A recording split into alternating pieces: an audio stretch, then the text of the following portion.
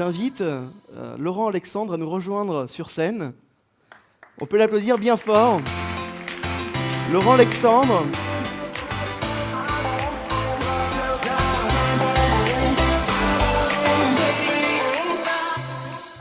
Laurent Alexandre, à qui nous avons demandé un discours positif sur l'IA. Alors, d'abord, je voudrais répondre à la question qui a été posée tout à l'heure et où la réponse n'était pas très satisfaisante. C'est quoi l'intelligence ? Depuis toujours et jusqu'à la fin des temps, il n'y a qu'une définition de l'intelligence. L'intelligence, c'est ce qui permet de prendre le pouvoir. Point barre. Et le reste, c'est des discours de bonne sœur. Que ce soit le pouvoir politique, le pouvoir économique, le pouvoir associatif, financier, dans tous les domaines. C'est l'intelligence qui permet la conquête. Alors oui, exceptionnellement, et en plus comme je dois faire court, je n'ai pas le temps d'être pessimiste, les mauvaises langues prétendant que chaque fois que je fais un keynote, on multiplie par 5 la vente de Prozac dans un rayon de 3 km, j'ai décidé d'être un peu positif. Et en plus d'être positif, parce que je le crois. Vous savez que je n'imagine pas que les GAFA vont être détrônés par des crapauds, des petites boîtes, des petites machins. Je n'ai pas la pensée magique que les hommes politiques ont, mais je pense qu'il se passe quelque chose aujourd'hui. Au niveau de l'État, on est en train d'arrêter les conneries. On voit bien que les stratégies à la con, du type Numergy, du type Coaero, sont en train de laisser la place à plus de sagesse. J'ai été un peu méchant vis-à-vis de le maire il y a quelques mois en disant il faut un psychiatre à Bercy, quand il avait parlé du fait que nous allions créer des géants de l'intelligence artificielle qui allaient ridiculiser les GAFA, tout ça. J'avais considéré que c'était de la pensée un peu enfantine, mais depuis, on a une vraie amélioration du discours de l'État. Villani, Mounir, Blanquer, même le président sont aujourd'hui très sages. On délire beaucoup moins depuis quelques mois. L'État, la puissance publique, est en train de comprendre qu'il faut un écosystème. Il faut une boîte de pétri, il faut remuer longtemps, qu'il y ait une stabilité fiscale, juridique, encourager. Il ne faut pas changer la loi tous les 4 matins. Petit à petit, on voit émerger une logique d'écosystème. Les politiques comprennent qu'on ne va pas faire de l'IA avec du Monopoly, en subventionnant tous les canards boiteux dans un rayon de 500 km autour de Paris, mais qu'il faut créer un écosystème avec plein de boîtes, des centres de recherche, des capitaux, des gens comme Chamboredon qui mobilisent de l'argent dans les innovations, plein de boîtes qui essaient de trouver des créneaux autour des GAFA, comme nos amis d'Artefact le font. Et puis on voit Cédric Villani qui a dit récemment, alors que le maire avait prévu quelques dizaines de millions pour l'IA, il va falloir 30 milliards à l'échelle européenne. Alors, je suis en désaccord avec Cédric et c'est l'un de nos rares points de désaccord. Je pense qu'il faut plutôt 200 à 300 milliards que 30, mais 30 milliards, c'est mieux que 50 millions. Il y a déjà un pas important qui a été fait. Le temps long. L'État, pour la première fois, est en train de comprendre que ce n'est pas une ligne de TGV l'IA, il faut du temps et il faut que l'écosystème mature et qu'il faut des milliers de boîtes pendant des années et des années pour créer des champions. Et miracle, l'État et les députés sont en train de comprendre la taille des GAFA et des BATX.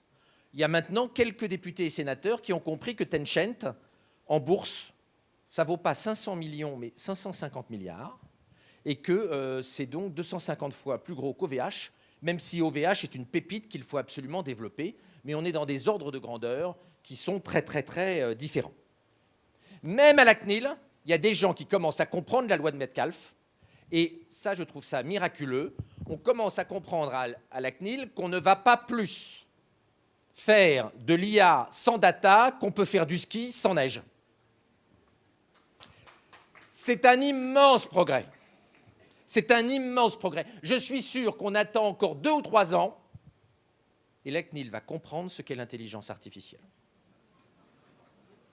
Aussi bien que l'ARCEP l'a compris, et ce que je dis ne va pas forcément faire plaisir à Isabelle Falque-Poirotin, mais franchement, je continue à dire qu'il faut faire une perfusion de Sébastien Soriano à la CNIL, non pas remplacer Isabelle, mais que l'esprit de l'ARCEP flotte un petit peu au-dessus de la CNIL et qu'il y a une pensée industrielle à la CNIL.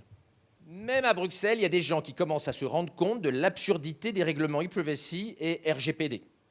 Et qu'on a fait un cadeau immense aux GAFA et aux BATX et pour de nombreuses années. D'ailleurs, Cédric Villani, tout à l'heure, on l'a fait remarquer, est en train d'expliquer aux parlementaires qu'il faut faire gaffe dans la transposition de RGPD, parce que s'il y a un truc avec lequel on peut tuer l'écosystème de l'IA français, notamment en deep learning et en machine learning, c'est bien le RGPD et le règlement e-privacy. Donc il faut que les parlementaires comprennent bien deux choses. Un, pour faire de l'IA, il faut plein de data, et le RGPD, il faut qu'on soit soft dessus. Deux, il faut que les parlementaires comprennent que l'intelligence artificielle restera une black box. Ce que Villani avait expliqué il y a quelques mois aux sénateurs. Il n'y a pas d'intelligence artificielle sans black box. Et d'ailleurs, si on pouvait comprendre ce que fait une IA, on le ferait avec notre bite et notre couteau et on ne passerait pas par l'IA. C'est bien parce qu'on n'est pas capable d'analyser en 800 millions de dimensions, c'est-à-dire les dimensions d'un réseau neuronal de 800 millions de neurones virtuels en 20 couches, qu'on utilise l'IA. Sinon, on le ferait avec notre règle à calcul et une machine à calculer et Excel. Et donc, l'IA va rester une black box. Et là-dessus, je trouve que Mounir a été courageux d'essayer de l'expliquer à des sénateurs qui n'étaient pas des perdreaux de l'année. Non, il y a eu un renouvellement avec En Marche à l'Assemblée, mais au Sénat, c'est pas encore ça. Alors, à Bruxelles, ça bouge encore pas beaucoup, mais comme nous, dans les principaux pays de l'Union, on commence à comprendre, il va falloir qu'on fasse pression via le pouvoir politique français. Il faut qu'on fasse pression sur Macron, sur Philippe, sur tout le monde, de manière à ce qu'on envoie maintenant des guerriers de la data à Bruxelles et non pas des bonnes sœurs. Parce que pour mener la guerre technologique, pour arrêter notre colonisation technologique et numérique par les GAFA et demain par les BATX, il va falloir des satchers qui ont des couilles et pas des gens bienveillants qui ne comprennent pas ce qu'est l'intelligence artificielle et qui sont des juristes, des ayatollahs du droit, incapables de faire une balance équilibrée entre privacy et impératifs industriels et technologiques pour l'Europe. Donc il va falloir qu'on agisse sur l'Europe, mais ça n'est pas impossible. De même, nous devons maintenant exiger qu'on arrête de sous-payer nos chercheurs. Dans les Échos, la semaine dernière, il y avait un responsable d'unité d'intelligence artificielle qui disait, sous couvert d'anonymat, il avait peur de se faire engueuler, je ne sais pas s'il était l'ANRIA ou CNRS, il disait dans les Échos, sur mes 12 chercheurs, il y en a 9 qui se sont taillés, dont 6 chez les GAFA. Il est clair que si on continue à payer les chercheurs en intelligence artificielle à l'INRIA 2 fois le prix d'une femme de ménage chez Accor, eh ben, on va avoir des fuites considérables dans les années qui viennent. Donc il va falloir dépenser plus et moderniser la vision que les politiques ont du système de recherche. Les politiques n'ont toujours pas compris qu'un chercheur, ça se paye plus qu'une femme de ménage dans le monde de 2018-2025. Et je vous promets que ça, ils ne l'ont pas compris. Ils pensent que les chercheurs, c'est un sacerdoce qu'on fait à but non lucratif. Donc aujourd'hui, je pense effectivement que nous avons une fenêtre d'opportunité. On a la chance d'avoir un écosystème qui est né chez nous, et vous en êtes l'expression, toujours plus nombreuse, toujours plus forte. Et on peut dire que l'écosystème de l'intelligence artificielle français est le plus fort et le plus dynamique aujourd'hui. On a une volonté politique d'avancer. On a des gens super comme Blanquer, comme Villani, comme Mounir. Il y a une vraie prise de conscience politique. On a encore le Sénat à secouer un peu. La CNIL à dépoussiérer. Va falloir aller remplacer les couilles molles qui sont à Bruxelles par des guerriers de la data qui ont compris qu'on ne gagne pas une guerre technologique contre les GAFA et les BATX avec des bons sentiments, mais qu'il faut une stratégie technologique. On y est presque. Je suis aujourd'hui particulièrement optimiste et je suis heureux de penser que dans les années qui viennent, nous allons probablement laisser à nos enfants un écosystème qui peut peut-être en 10, 20, 30 ans permettre de faire émerger en Europe l'équivalent des GAFA ou des BATX. Je vous remercie.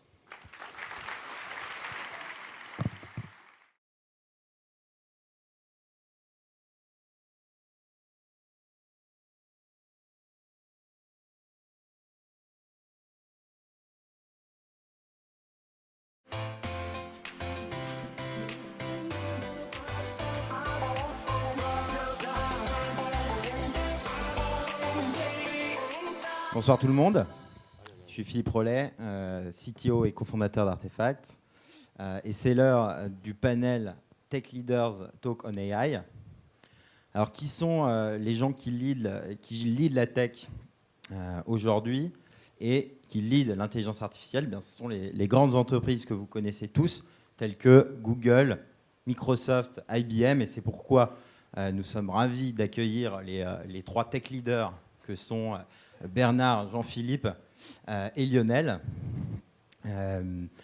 Alors, on vient d'écouter le talk de Laurent.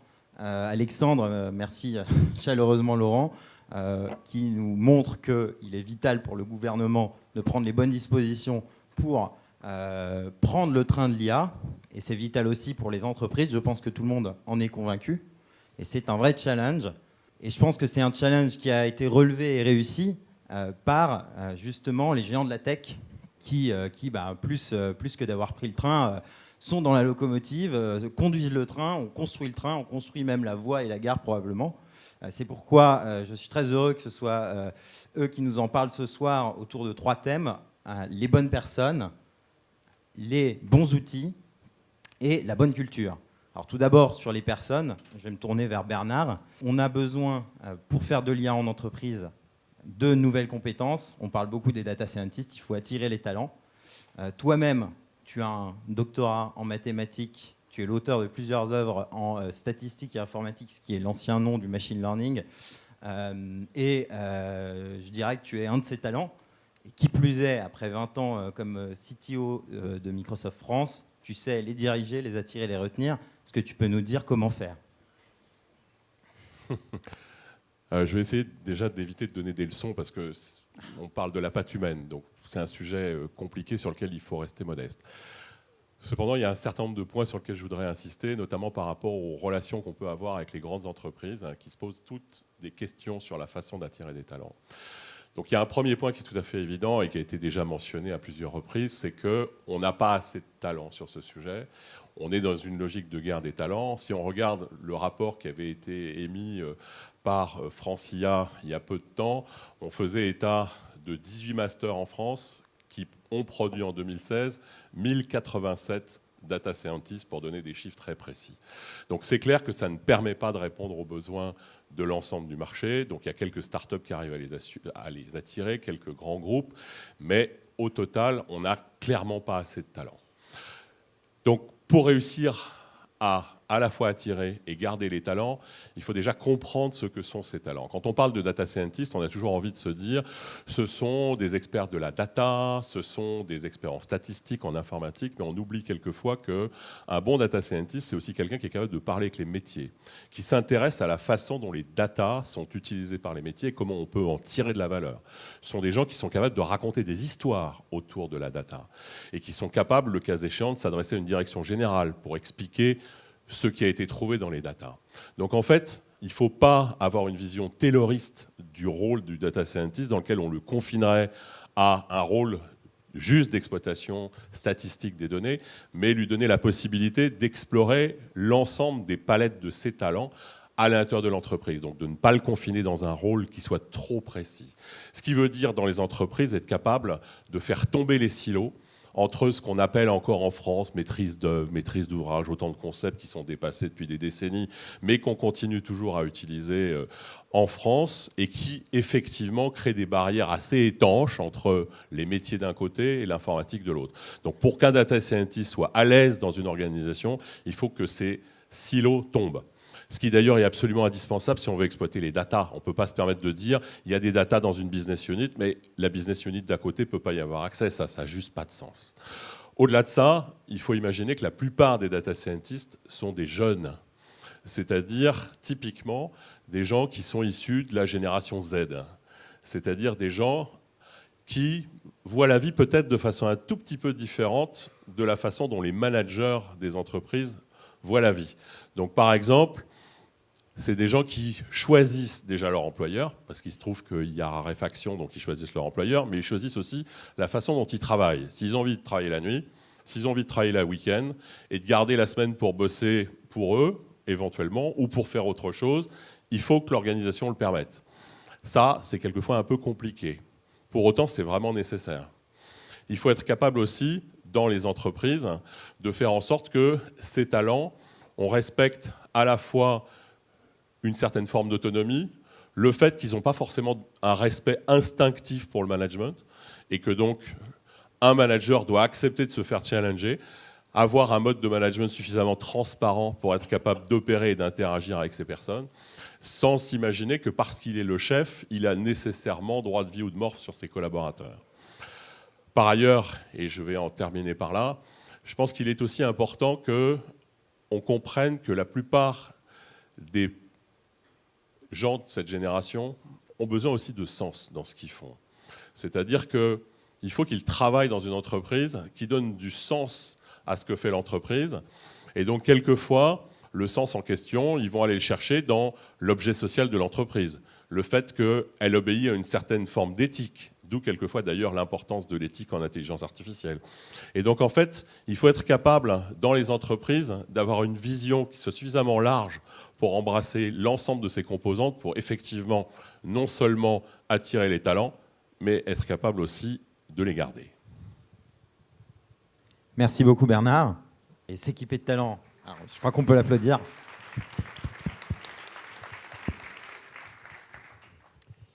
Voilà, donc s'équiper de talent, c'est effectivement vraiment crucial pour réussir l'IA dans l'entreprise. Et je pense que s'équiper d'outils et de partenaires, c'est tout aussi important. Et là, je vais me tourner vers Jean-Philippe. Ça fait 20 ans que tu travailles chez IBM et 8 ans que tu œuvres pour faire utiliser l'IA comme outil de travail dans les entreprises. IBM, c'est une référence dans le monde de l'intelligence artificielle. Depuis 1997 déjà, il y avait la victoire de Deep Blue contre Kasparov aux échecs. Ensuite, il y a eu la victoire de Watson au jeu télévisé Jeopardy. Et puis plus récemment, tout un tas de succès de Watson, cette fois justement pour des cas métiers. En tant que vice-président de Cognitive Solutions à IBM Watson, justement, est-ce que tu peux nous donner ta vision de l'IA et quelques cas concrets de la plateforme Watson comme outil de travail? Écoute, oui, avec plaisir. D'abord, bonsoir à toutes et à tous. En termes de vision, pour répondre à ta première question, effectivement, on est rentré dans ce qu'on peut appeler la quatrième révolution industrielle. Et quand je dis ça, ça fait 2 ans que Davos s'était réuni, avait déjà dit que nous étions rentrés dans un cycle extrêmement long. Et là, je rejoins ce que Laurent a dit tout à l'heure. Je pense qu'il a vraiment raison. Ça va durer longtemps. C'est extrêmement transformatif, extrêmement disruptif. Et en fait, ça touche en profondeur l'ensemble des métiers, que ce soit de manière horizontale ou verticale, front to back. Si on devait le résumer en 4 mots, il y a une revue qui s'appelle Wired, que j'aime beaucoup aux États-Unis, qui avait dit un jour, c'est la fin du code. 4 mots. La fin du code, pour moi, c'est le plus beau executive summary que je n'ai jamais vu, parce que finalement, ça illustre quelque chose qui est fondamental à comprendre. On est passé d'un monde de programmation à un monde d'apprentissage. La programmation était déterministe, un monde d'exécution, et le monde où on est maintenant, et on va continuer à accélérer, c'est un monde d'apprentissage, où finalement les valeurs importantes sont le savoir, la connaissance, le savoir-faire, les expertises et d'une certaine manière les savoir-être, les émotions, les sentiments, la personnalité. Et c'est finalement ça sur lequel finalement va tourner les projets d'IA. Alors maintenant, pour répondre à ta deuxième question, qui était finalement AI at work, qu'est-ce qu'on fait concrètement en France? Je vais essayer d'illustrer mes propos avec des exemples pour être pragmatique auprès de vous. Certains, vous les connaissez puisqu'ils ont été publics. Il y a 3 grands domaines où l'IA impacte de manière extrêmement importante ce que nous faisons et ce que nous allons faire demain. Premier domaine, l'expérience client. Deuxième domaine, finalement, ce que j'appelle moi, entre guillemets, maintenant c'est devenu un petit peu une tarte à la crème, l'homme augmenté ou les femmes augmentées. Et le troisième domaine, risque et conformité. L'expérience client, pour celles et ceux qui ont travaillé dans ce domaine-là, on est tous conscients qu'on est un peu au taquet des technologies qu'on avait en disposition jusqu'à aujourd'hui. On les a poussées au bout, et plutôt pas trop mal, parce qu'on a fait des sites assez sympas, on a fait des mobile apps assez sexy, mais fondamentalement, on est tous conscients que l'IA ouvre pour nous un champ d'investigation quasiment sans limite, au travers ses capacités autour du langage, ses capacités autour de la visualisation, ses capacités autour de la notion d'émotion. Donc on a un champ d'investigation qui est extrêmement important. Les cas d'exemple en France qu'on peut citer, qui sont publics, c'est par exemple Orange Bank, qui a choisi Watson pour toute son interface utilisateur. Vous en êtes juge de sa qualité ou pas, ça je vous laisse votre libre arbitre pour pouvoir l'analyser, mais ce qui est sûr, c'est que c'est un premier pas qui montre que l'IA aujourd'hui est appliquée dans le digital de manière opérationnelle et est capable de délivrer un service à plus de 50 000 clients qui aujourd'hui interagissent avec effectivement une solution d'IA qui en l'occurrence dans ce cas-là est Watson. Ça c'est un premier point qui est important. Deuxième point qui est important dans l'expérience client, Pour donner un autre type d'application, Mixcity, par exemple, est une grosse PME en fait, qui fait en fait, des capteurs au sein à votre maison, par exemple, qui est une alternative d'ailleurs aux GAFA, aux grands acteurs du marché. Elle aussi utilise Watson pour mettre à disposition ses box vocales au domicile des hommes et des femmes pour pouvoir apporter des services. Donc on a vraiment à faire là une révolution sur tout ce qui est UI, UX. Deuxième cas d'application, c'est l'augmentation des collaborateurs ou des collaboratifs au sein des grands groupes. Je vais directement au but. Crédit Mutuel CIC, vous l'avez vu, on a déployé les solutions sur 20 000 collaborateurs et collaboratrices dans le réseau et 5 000 points de vente. Fondamentalement, qu'est-ce qu'on fait ? Eh bien simplement, on a ingéré au sein de Watson 52 000 documents avec lesquels les collaborateurs peuvent interagir tous les jours pour pouvoir apporter un service à leurs clients. Aucun être humain n'est capable d'appréhender, de comprendre, de trouver une information dans 52 000 documents. C'est tout simplement pas possible. Autre cas d'utilisation, pour être très concret, le groupe Crédit Mutuel reçoit à peu près 350 000 emails chaque jour, entrant. Watson reçoit ces emails, les collecte, les lit, les analyse leur criticité, leur urgence, pour aider les collaborateurs à mieux traiter ces emails entrants. C'est des cas très pragmatiques, mais j'espère que ça vous permet de toucher du doigt les capacités aujourd'hui qui sont à nos dispositions. Et encore une fois, on n'en est vraiment qu'au début. Sachant que, sur ce domaine-là, aujourd'hui, vous savez qu'une décision que l'on prend, on nomme 80% des datas dont on aurait besoin pour prendre la bonne. C'est quoi ces 80% de data ? C'est la donnée non structurée. Le son, les images, les vidéos, les brochures, les documents écrits. Aujourd'hui, des plateformes cognitives et l'IA permettent enfin d'extraire de l'insight de cette masse d'informations qu'à nos dispositions. Troisième grand domaine d'application aujourd'hui aussi en France, tout ce qui est risque, conformité, réglementation. On a des clients aujourd'hui qui utilisent Watson pour ingérer des masses colossales d'informations dans ce domaine de métier, qui est la partie réglementaire, pour pouvoir vérifier que ce qu'ils font est vraiment conforme avec la réglementation auquel ils doivent se conformer. Donc voilà un petit peu 3 grands domaines d'application qui drivent beaucoup de cas d'application, qui drivent beaucoup l'activité de nos grands clients en France. Je finirai par un dernier point qui, de mon point de vue, est fondamental. Ce n'est pas un sujet technologique. Ce n'est pas un sujet technologique. C'est un sujet métier et humain. Il n'est pas forcément naturel pour un être humain que de s'approprier et d'adopter une solution d'IA. L'une des raisons, c'est que l'IA par nature va nous mettre dans une zone d'inconfort. Je ne sais pas si je suis explicite. Parce qu'elle va raisonner sur un spectre d'informations sans commune mesure avec le spectre avec lequel on peut travailler. Il va fonctionner avec un spectre de compétences sans commune mesure avec le spectre de compétences que l'on peut maîtriser, par définition, by design. Et donc, quelque part, il nous met collectivement face à des situations où finalement, mais pourquoi cette recommandation est arrivée ? Pourquoi il me propose cette réponse-là ? Et quelque part, force l'individu à aller plus loin dans, finalement, le service qu'il rend. Et en cela, le facteur qui est clé, c'est l'éducation et la formation. Et je finirai par un mot. Il y a Jacques Ma qui a fait une fantastique intervention à Davos et qui a parlé de cette notion de hard skills versus soft skills. Depuis le début de ces discussions, on parle beaucoup de data scientist. Fine, c'est bien, on en a besoin. Mais je pense qu'aujourd'hui, le monde des compétences dont on a besoin va beaucoup plus loin que les mathématiques, va beaucoup plus loin que les data scientists. Il faut avoir beaucoup de diversité, être très inclusif sur des compétences extrêmement variées, parce que l'IA, c'est un système cognitif. Ça touche le langage, la voix, l'empathie, la reconnaissance visuelle, la gestion des connaissances, le raisonnement. Un grand merci de votre attention.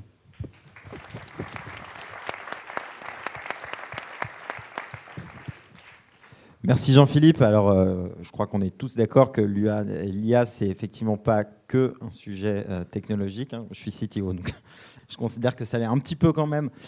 Mais c'est vrai que c'est aussi un sujet très humain et donc notamment de culture et de culture d'entreprise. Et donc, je vais me tourner vers Lionel maintenant, qui baigne dans ce milieu depuis longtemps déjà, qui a été CTO de plusieurs entreprises différentes, en fait, de marques connues comme l'e-commerce à Maison du Monde, comme de start-up chic-type notamment, et qui maintenant est partner engineer chez Google pour les solutions cloud.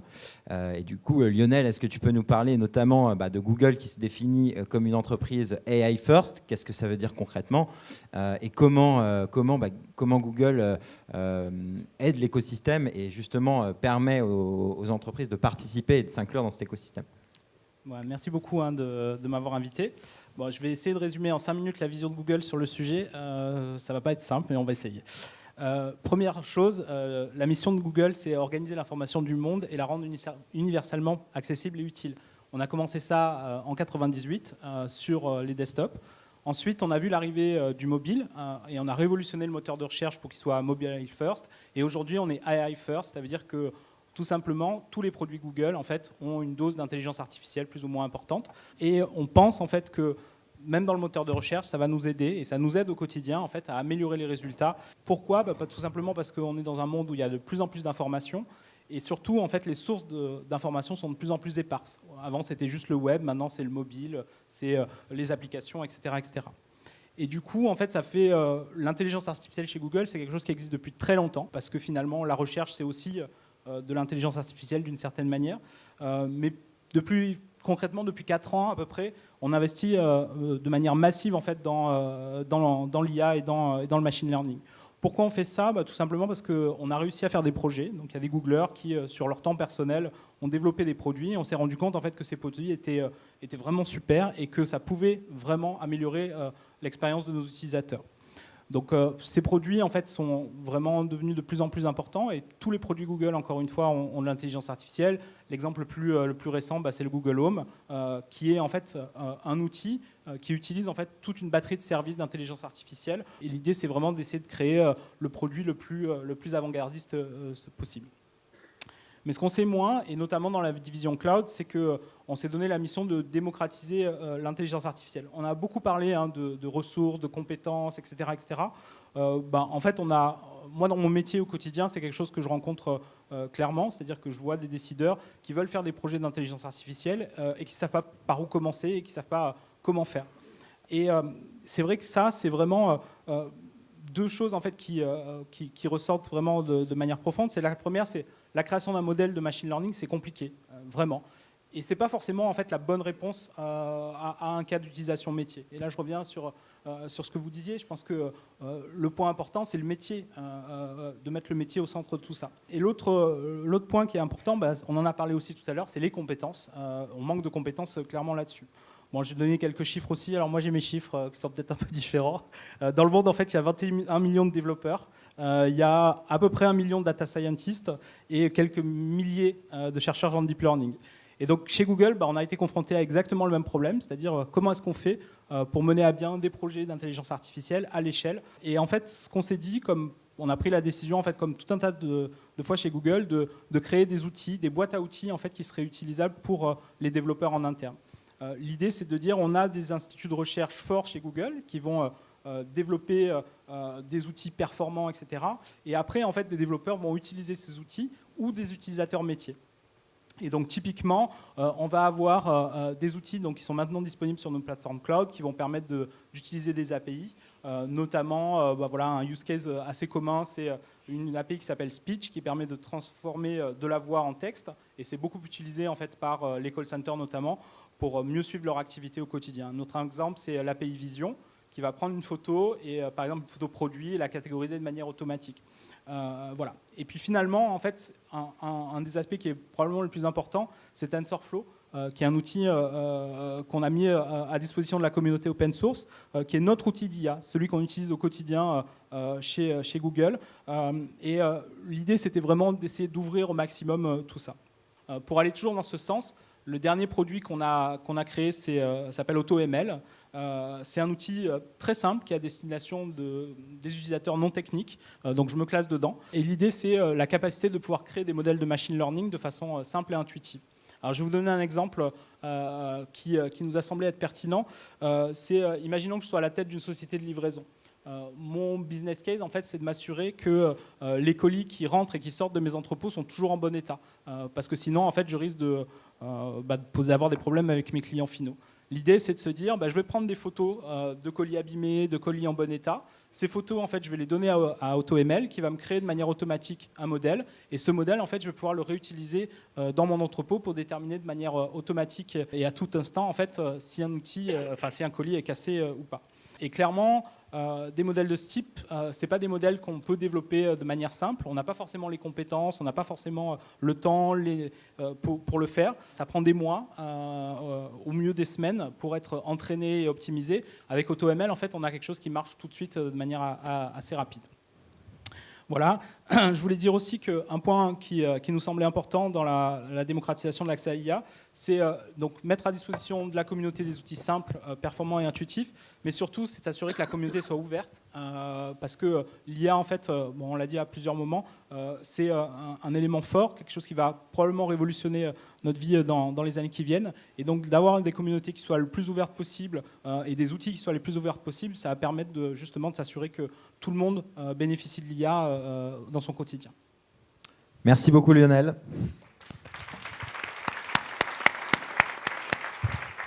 Merci encore à tous les trois pour tous ces éclairages.